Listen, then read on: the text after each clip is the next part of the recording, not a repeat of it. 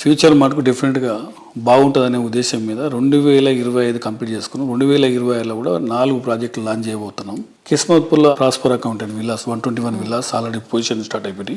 కిస్మత్పూర్లోనే prestigious 38 floors tower ఒకటి already పర్మిషన్లో ఉంది.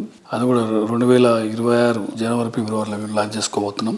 అదేవిధంగా వరంగల్ సిటీలో కూడా ఆల్మోస్ట్ 12 to 15 lakhs పాపులేషన్ ఉన్న వరంగల్ తెలంగాణలోనే హైదరాబాద్తో పాటు వరంగల్ కూడా పెద్ద సిటీ.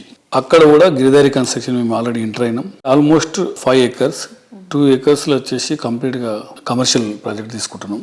ఒక 3 acres వచ్చేసి రెసిడెన్షియల్.